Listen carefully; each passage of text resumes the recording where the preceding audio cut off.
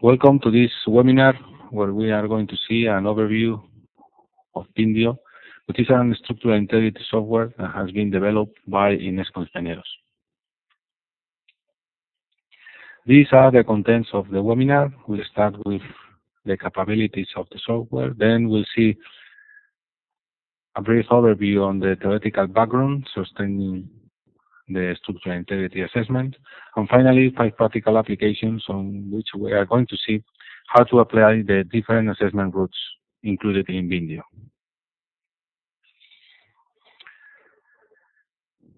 Vindio is a software for structural integrity assessments,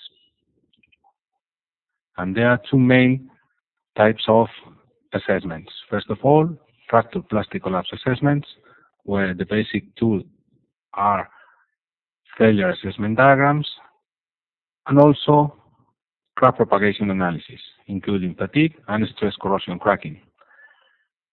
These kind of assessments are based on crack propagation laws, such as the Paris law in case of fatigue, and also on the use of failure assessment diagrams. When using Vindio, there are different possibilities. There are, first of all, 5 analysis routes: assessment, search, scanning, propagation, and stress corrosion cracking. Each one of the examples that we are going to see in a few minutes are related with one of these routes. There are also 3 analysis levels, depending on the knowledge we have concerning the strain-stress curve, and 3 analysis formats, depending on the fracture behavior definition. Vindio is a hierarchical software. The higher is the knowledge we have about the material, the more accurate the results are.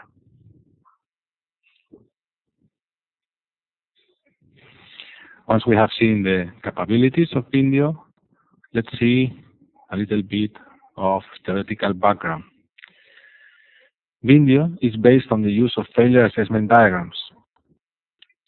What is a failure assessment diagram? It is actually what you are seeing on the right side of the screen. There are 2 coordinate axes, KR and LR, and a failure assessment line. Then the component is defined by a point of coordinates KR, LR. KR is the ratio between the applied stress intensity factor and the material fracture toughness, expressed in stress intensity factor units. Then it may be K1C, KNC, etc. On the other hand, LR is the ratio between the applied external load and the plastic collapse load, and it's represented on the horizontal axis.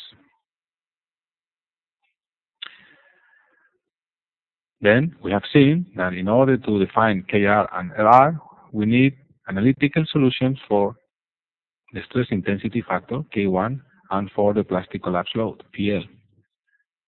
Vindio includes the analytical solutions provided in fitness for service procedure, and also in the British standard for those cases on which fitness for service procedure do not provide solutions. In any case, the location of the assessment point within the FAT determines the situation, safe or unsafe, of the component. Let's see an example. On the left side, we have a point A representing the component. Because it lies within the area defined by the failure assessment line and the coordinate axis, it represents a safe situation. On the other hand, in the right part of the slide, we have another point A representing another component. In this case, the assessment point, it is located above the failure assessment line, and then it is representing an unsafe situation. In both cases, the point B which lies exactly over the failure assessment line, it is representing a critical situation, that is, the failure. Concerning fatigue assessments, Vindio integrates the material Paris law, which provides a relation between the crack propagation rate and the stress intensity factor variation. This is the expression for the Paris law. If we represent this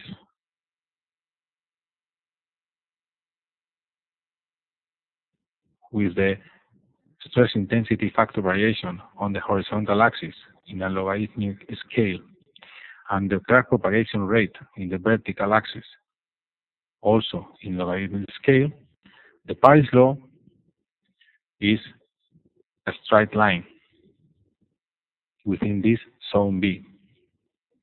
This Paris law is limited on the left by the fatigue threshold and on the right by the final failure of the component. So, in order to integrate the Paris law, we need solutions for the stress intensity factor. To do so, Vindio uses the same solutions that are used in fracture plastic collapse analysis. Then, those coming from FitNet or the British standard. Finally, concerning crack propagation under stress corrosion cracking, Vindio has two possibilities. We may have a constant low or a potential low, and the known may be the time to reach a given crack size, the final crack size, or the initial crack size. Once we have seen the capabilities and also the theoretical background, let's see the 5 examples that are going to show us how to use this software. Let's start with an assessment analysis. In this case, all the variables in the analysis are defined by the user, and the result is an assessment point within the FAT. Depending on the location of the point within the failure assessment line, we have a safe situation or an unsafe situation. In this example, the analyzed component is a strand of a bridge, as we can see on the figure.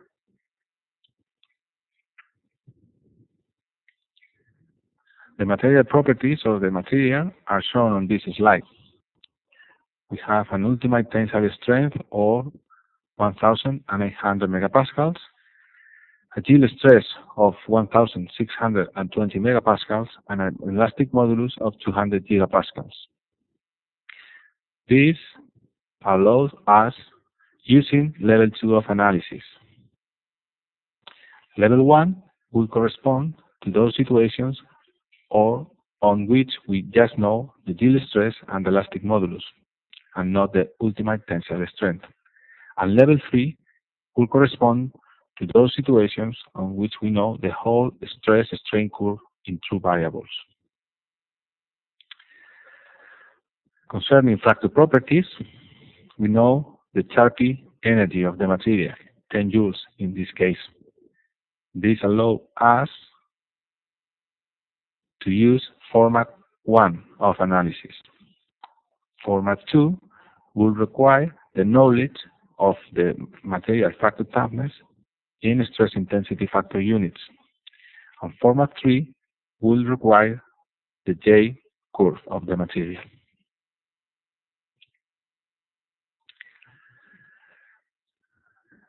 The geometry of the problem is shown on this slide.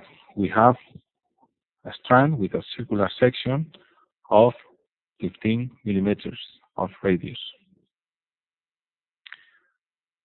And we have found a crack, a superficial crack, with this arbitrary geometry. Of course, there are no analytical solutions for K1 or PL for this very particular case. So what we have to do here is to substitute this real crack by a model, following the recommendations included in the structural integrity assessment procedures. In this case, we have to substitute this real crack by a semicircular crack that includes the actual one. This is the result. We have a semicircular surface crack with a radius of 8 millimeters.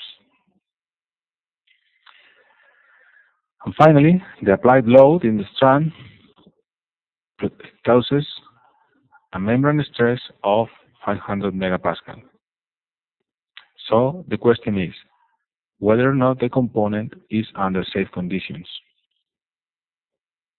To answer this question,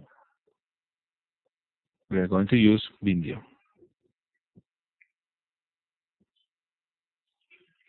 This is the main screen of Vindio, and on the right side you can see another screen which just gathers a summary of the data we need to solve this example. On the main screen you can see the 5 different routes included in Vindio: assessment, search, scanning, propagation, and stress corrosion cracking. Let's choose assessment for this example. And you can see the appearance of the screen that we have to start with the calculations. On the left side we have the inputs, and on the right side we have the outputs. We have to start by introducing the material data. First of all, the tensile data. We have the previously mentioned levels: level 1 with the yield stress and the elastic modulus, level 2 with the yield stress, the ultimate tensile strength and elastic modulus, and level 3 with the whole stress-strain curve. We choose level 2 and introduce the corresponding values.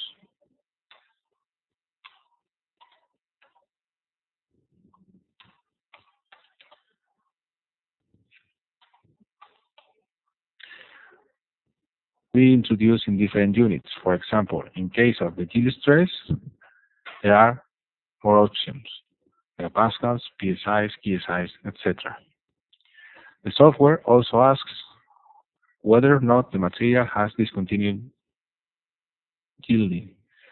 Because it is a high-strength steel, we are going to choose the option no. We accept, and this icon has been automatically activated. This means that we may check the appearance of the failure assessment line. Let's continue with the introduction of fractured data. In this case, it's format 1, where we use Charpy correlations. Format 2, where we will have to introduce the fracture toughness in stress intensity factor units. And also format 3, where we will need to introduce the whole J curve of the material. We are in format 1, and we have to choose between upper shelf, transition zone, or lower shelf. The Charpy value is really low, so we are going to choose lower shelf. We introduce the value and the corresponding thickness, which in this case is the diameter of the strand. We click on accept, and here we can see the value of fracture toughness in terms of stress intensity factor units that has been obtained through the correlation between Kmat and the Charpy value. We have finished here with the introduction of the material input, and we continue with the geometry. First of all, the component geometry, which is a bar, then the crack geometry, which is a semicircular surface crack, and finally the geometric parameters. In this case, the radius is 15 millimeters and the crack size is 8 millimeters. We click on accept, and now it's time to introduce the loads. You can see that the software distinguishes between primary loads and secondary loads. Primary loads are those contributing to both fracture and plastic collapse. On the other hand, secondary loads are those contributing just to fracture, but not to plastic collapse. Typical examples are thermal loads or residual stresses. In this case, we just have primary loads. We click on axial and on membrane stress, and then introduce the value. You may check that we can introduce also bending loads or any kind of stress distribution. Let's have a look into it. We could introduce any kind of stress distribution through a normalized distance, which is this one, with pairs of values or coefficients.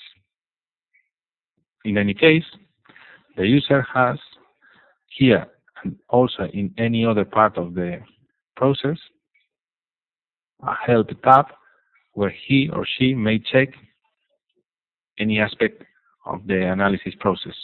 Let's click here on help, and you can see that there is an explanation on the treatment of the stress distributions. At the end, any stress distribution is modified into a membrane component and a bending component by using these equations. And also, you may check how are the contributions of the primary stresses and the secondary stresses to KR, just as an example.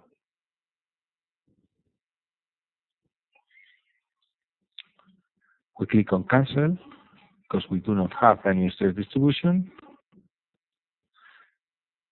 and click now on accept.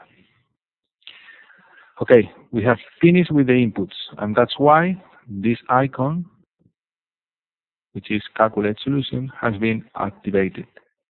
We click on it and obtain the solution. This is the assessment point representing the component with these coordinates.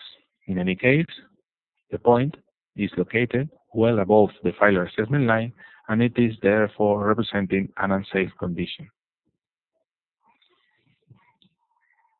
Once we have finished with the assessment,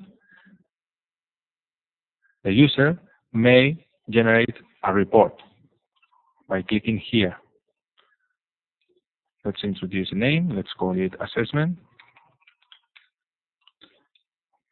and click on accept.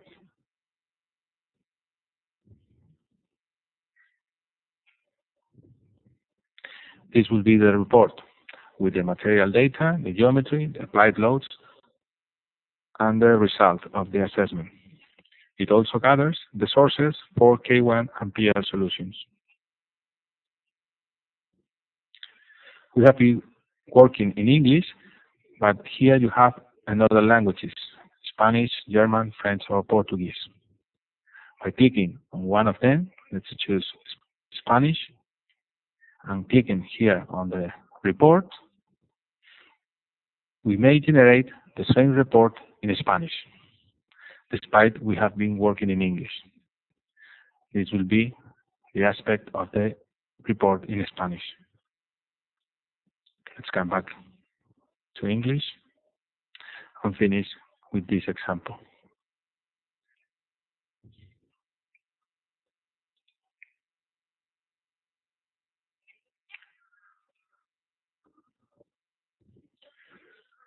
The second example deals with the search option. In this case, one of the variables is not defined by the user, and the software tries to find the value for this variable that makes the component to be under unsafe condition. That is, that situation, providing an assessment point located exactly on the failure assessment line. The analyzed component in this case is a plate of a ship hull, as is shown on the figure. And concerning the material properties, we know that it is an ASTM A302 grade B steel. We are going to use here the database provided by Vindio, which corresponds to level 2 of analysis. And we also know that the material fracture toughness in terms of K1C is 120 megapascal per square meter. This corresponds to format 2 of analysis. This value has been obtained by performing the corresponding tests. The plate has a thickness of 20 millimeters and a width of 240 millimeters, and in a given section, 2 cracks have been found with these dimensions. The cracks have a separation of 0 millimeters. When we have more than one crack, structural integrity assessment procedures recommend to use the interaction rules. Vindio uses the interaction rules provided by the British standard. We will be, in this case, in the lower part of the table. The interaction rules provided by the British standard says that there are any kind of interaction in case the separation between the cracks is 0, which is exactly what is happening here. So there is interaction. When there is interaction, the cracks are substituted by one single crack with the dimensions provided in this column. The user may calculate these dimensions, obtaining 4 millimeters for 2A and 22 millimeters for 2C.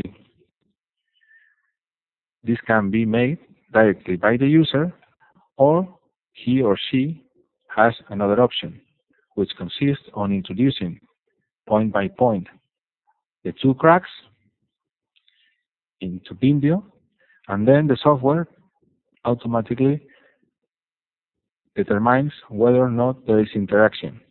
And in such a case, it provides the equivalent crack. In any case, in both options, the equivalent crack will be this one, an elliptical crack with the dimensions shown in the slide. So at the end, we have this geometry for the analysis: an embedded finite crack with 2A being 4 millimeters and 2C being 22 millimeters. Concerning the loads, we have a membrane stress of 90 megapascals, which is a secondary load. And the question is, which is the maximum axial load that we may apply on the plate without failure?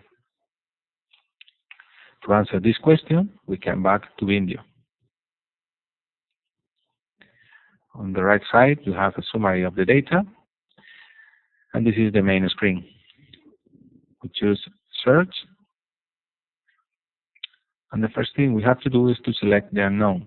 In this case, we are looking for the critical axial load, so we click on Loads,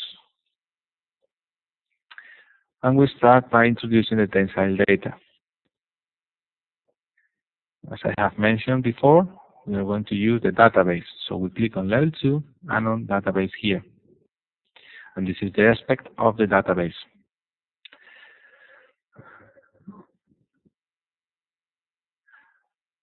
You may see that there are different filters. For example, we can click here and choose just ASTM materials, AC materials, high temperature steels, tool steels, aluminum series, titanium alloys, etc. Or we can also introduce different ranges of variation for tensile parameters, such as the ultimate tensile strength, the yield stress, or the elastic modulus. It's on the screen directly. We click on it and on accept.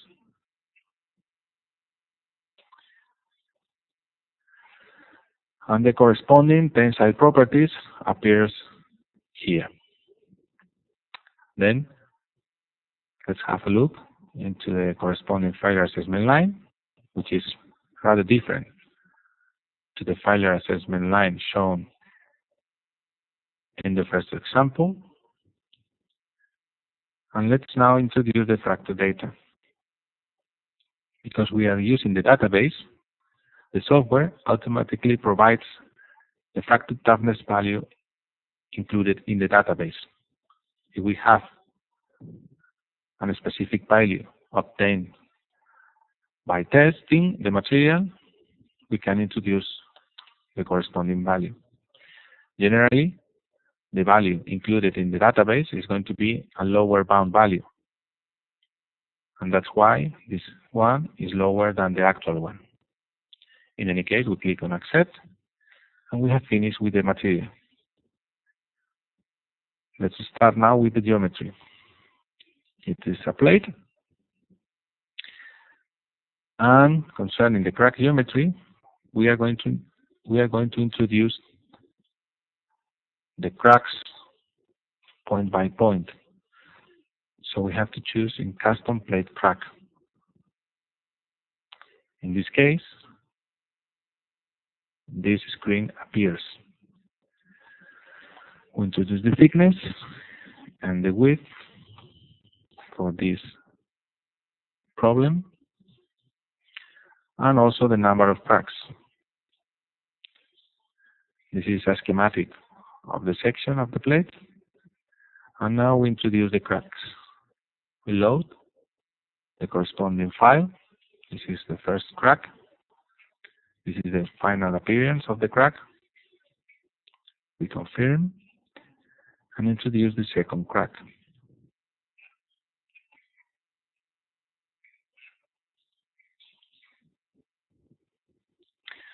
This is the location of the cracks within the section of the plate. And this is a detail of the two cracks. We confirm the second crack and calculate. The software has detected that there is interaction between the two cracks and provides the substituting elliptical crack with the corresponding dimensions.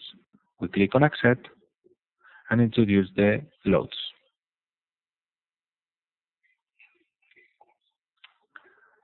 Concerning the primary loads, we just have the unknown, which is an axial load, nothing more. And the secondary loads, which are a membrane stress of 90 megapascals. We click on accept, and the calculate solution icon has been activated. We click on it,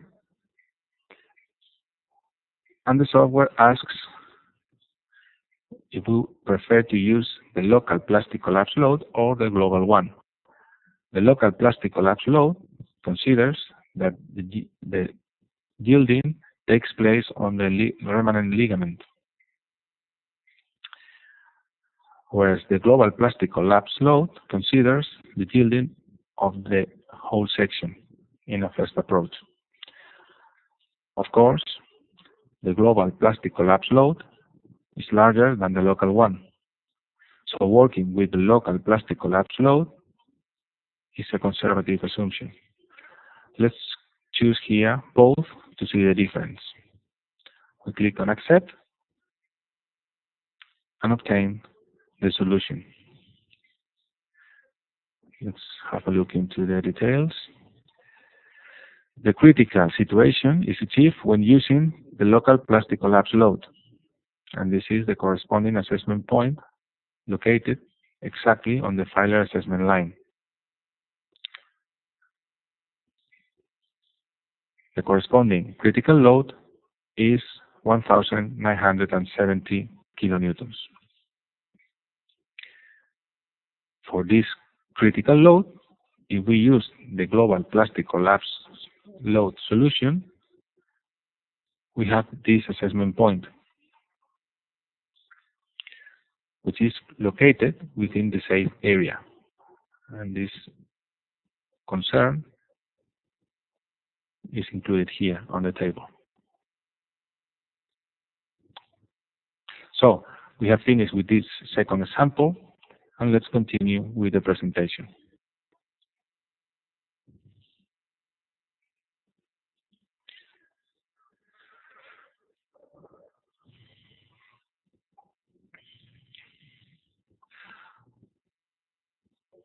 The third example deals with the scanning option.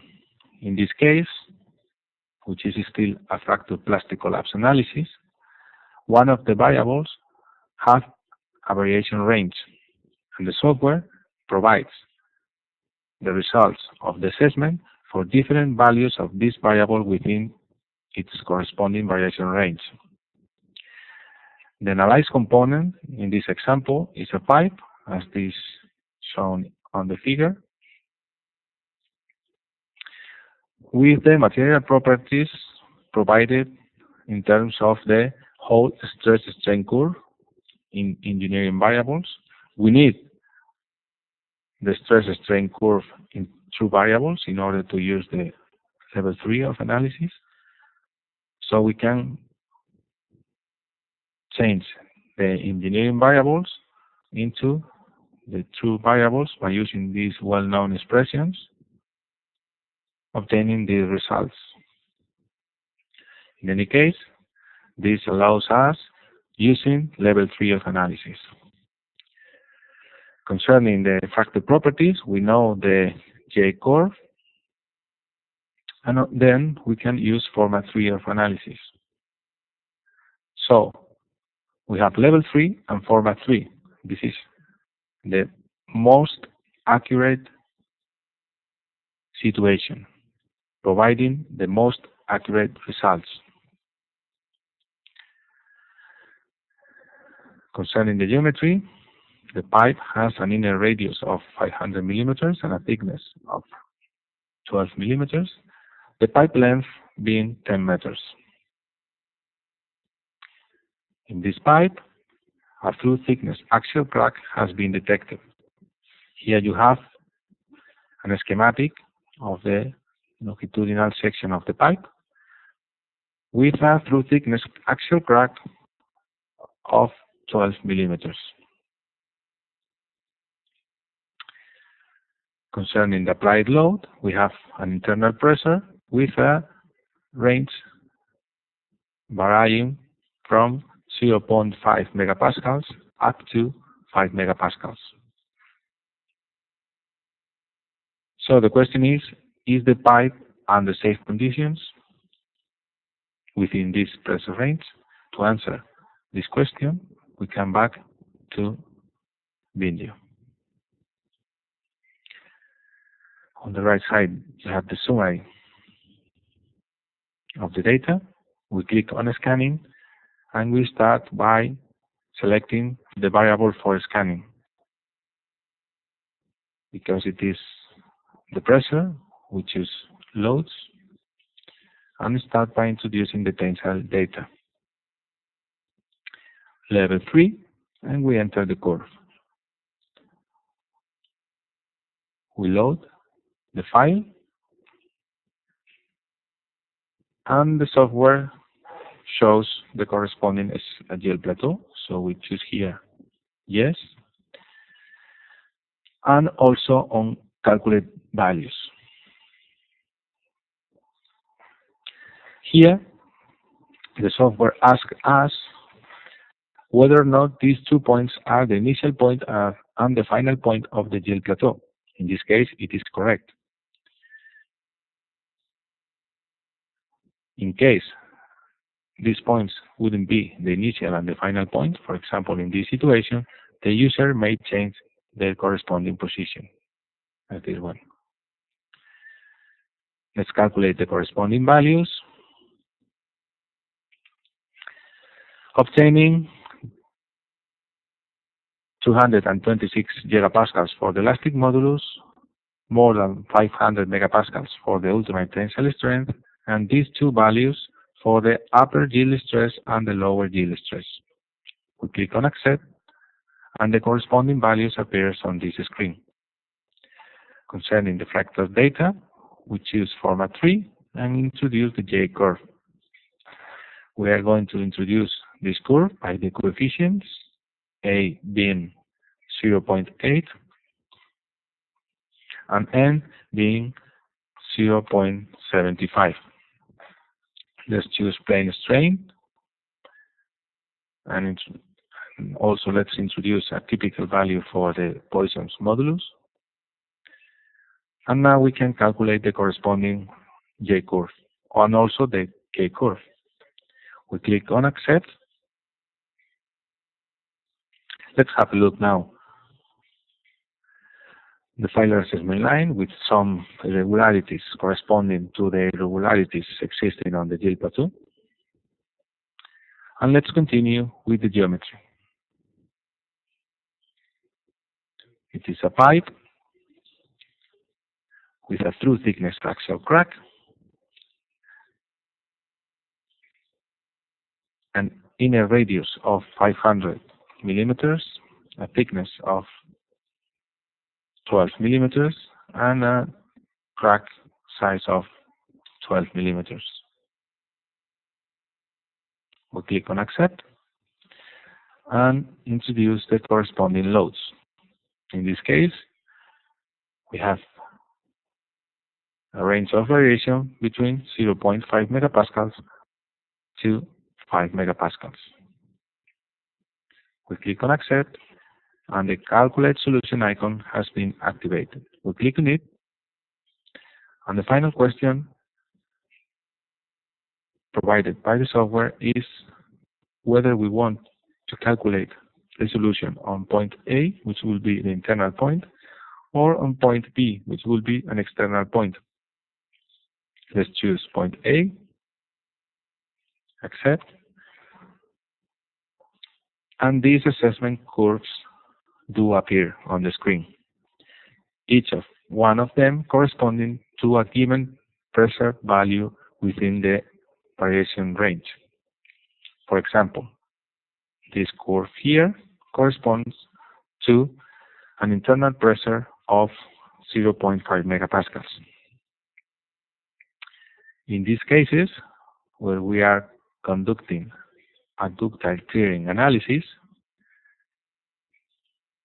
we are in a safe condition, in a safe situation, when the assessment curve it is located within the safe area, or, for example, in this case, or in this other case, when the assessment curve cuts the failure assessment line. The critical situation will correspond to a situation where the assessment curve is tangent to the failure assessment line. And those situations providing assessment curves which do not cut the failure assessment line corresponds to unsafe conditions. It will be the case of this curve here, corresponding to an internal pressure of 5 megapascals. There is a color code here which provides green color for safe situations, this one, etc., and red color for unsafe situations, such this one, or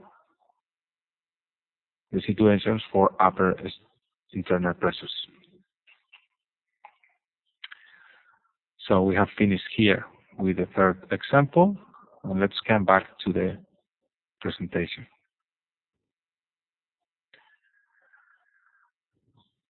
So we have finished with fracture plastic collapse assessments. Let's have a look into propagation assessments. The first one deals with the fatigue crack propagation process, and this route is called propagation. The analyzed component is a pipe of an industrial installation, as is shown on the figure. With these material properties, we just can apply level 1 of analysis because we just know the yield stress and the elastic modulus. We can apply format 2 of analysis because we know K1C. And these are the material parameters concerning the Paris law. The fatigue threshold being 10 megapascals per square meter, C being 10 to the minus 12, and M being 3. There is an outer radius of 200 millimeters and the thickness being 12 millimeters. In this section, an extended circumferential surface crack has been detected, the size being 1 millimeter. Also, the pipe is subjected to an internal pressure of 0.5 megapascals as the minimum value, and the maximum value being 1.5 megapascals, and an axial load varying from minus 50 megapascals up to 50 megapascals.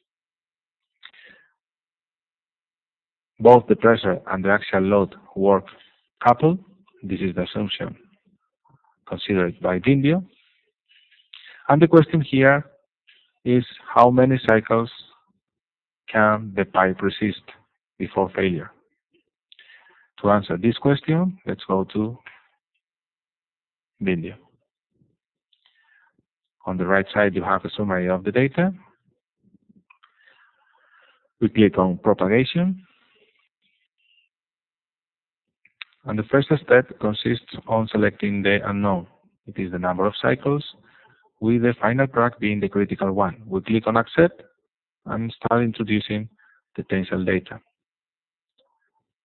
Level 1, 355, as the yield stress, 200 gigapascals as the elastic modulus.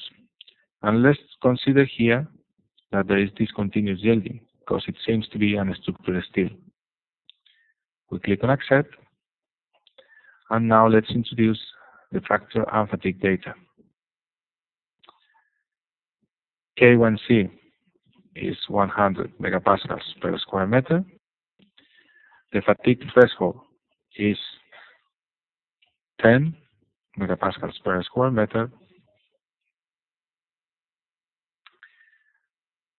C is 1 multiplying 10 to the minus 12, and M is 3. We click on accept and introduce now the geometry. This is a pipe with an extended circumferential surface crack, external, with the inner radius being 188 millimeters, the thickness being 12 millimeters, and the initial crack size being 1 millimeter. We click on accept and introduce the loads. The pressure has a minimum value of 0.5 and a maximum one of 1.5. And the axial load causes a membrane stress with a minimum value of minus 50 megapascals and a maximum one of 50 megapascals. We click on accept and we have finished with the inputs. That's why the calculate solution icon has been activated. We click on it and obtain this message. The stress intensity factor variation is lower than the fatigue threshold, so that we do not have crack propagation. The number of cycles till failure is infinite. Let's have a look what happens in case we have a higher stress range. Let's consider here 250 as the maximum value of the membrane stress. We click on accept, on calculate solution, and obtain this result. This is the evolution of the crack size till failure with a clear accelerated process. The number of cycles till failure is 158,000 cycles, and the critical crack size is 3.1 millimeters. So we have provided the answer to the question of this example. So let's continue with the presentation to see the last example.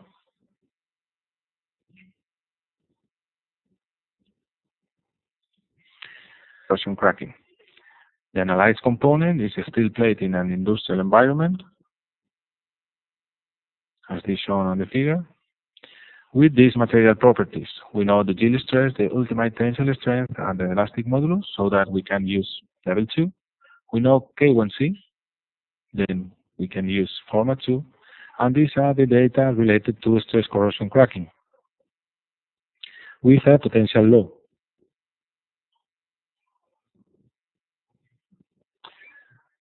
These are the geometrical specification with a width of 2 meters and a thickness of 20 millimeters. And in a given section, a surface extended crack has been detected, the depth of the crack being 3 millimeters.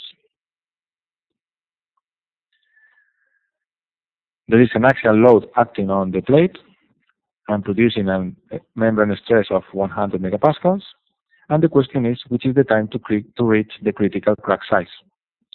To answer this question, we came back to Vindio. On the right side, you have a summary of the data, and this is the main screen where we have to choose stress corrosion cracking. The first step consists on selecting the unknown, which is the time to failure, with the final being the critical one, so we click on Accept. Now it's time to introduce the tensile data. Level 2, the yield stress is 355 megapascals, the ultimate tensile stress being 500 megapascals, and the elastic modulus being 200 gigapascals. It seems to be unstructured steel, so we choose here discontinuous yielding. We click on Accept and introduce the fracture and corrosion data.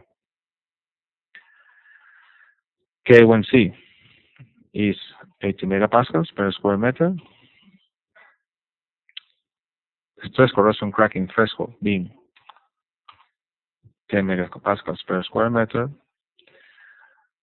In this case, we have a potential stress corrosion cracking law, so we choose this option. D being 10 to the minus 9, Q being 3. Here, we have to notice that these parameters are provided for a stress corrosion cracking propagation law given in millimeters per second. So we have to choose this option here. We click on Accept and continue with the geometry. It is a plate with a surface extended crack, the thickness being 20 millimeters, the width being 2 meters, let's introduce it in meters, and the initial crack being 3 millimeters. We click on Accept and introduce the loads. We just have an axial load generating a membrane stress of 100 megapascals. We click on Accept and we can now calculate the solution. This will be the evolution of the crack size with an accelerated process. The time to failure will be 820,326 seconds with a final crack of 8.6 millimeters. So we have also provided the answer for the fifth example.